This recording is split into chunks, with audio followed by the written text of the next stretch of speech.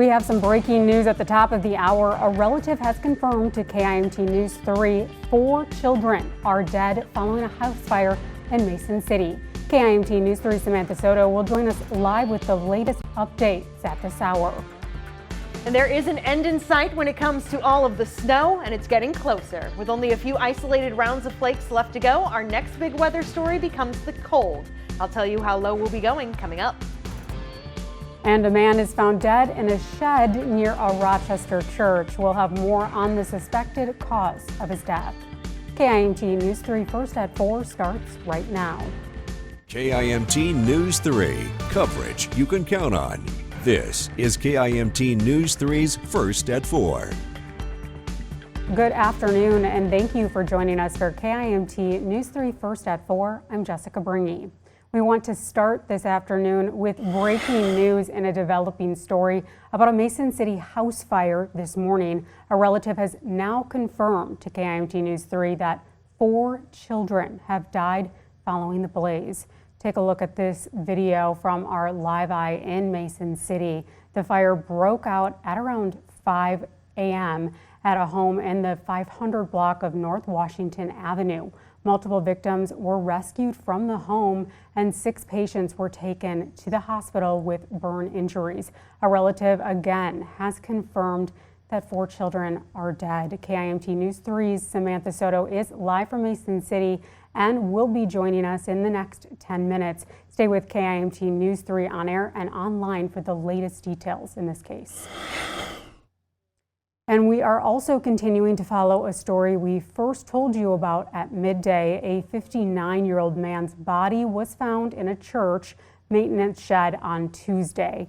Rochester police say the department received a medical call at Bethel Lutheran Church yesterday afternoon. Church staff went to check on the man and found him deceased. The Rochester Fire Department measured high levels of carbon monoxide in the shed, and they discovered the gas tank on a stored engine was out of gas.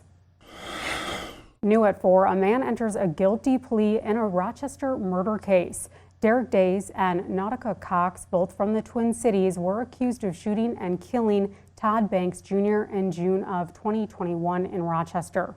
Days pleaded guilty today to second-degree murder and second-degree assault. I was at the scene and took this video of the vigils held in the days after the shooting.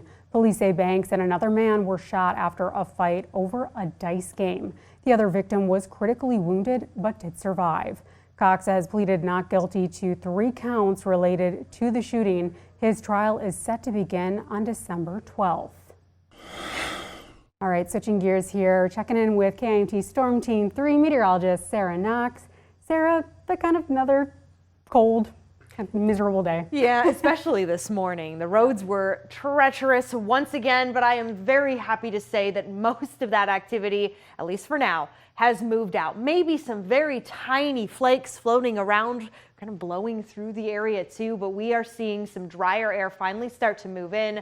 Like I said, the end in sight is not quite here yet. We have some additional chances for snow definitely possible here as we do go into tonight and into tomorrow morning, just not as much as we've been seeing. When it comes to road conditions, it's important to note that we're still not completely clear across the area. Still several roads indicated here in the blue, and that does include, once again, some sections of I-90 and some sections of 35 all the way through Freeborn County there in the blue, partially covered. So as we're heading home tonight for our evening commutes, give yourself 5 to 10 extra minutes. Don't be in any rushes. No matter how dry the roadways look, there's still that possibility that there is an icy patch hidden somewhere there. Now, like I said, end in sight.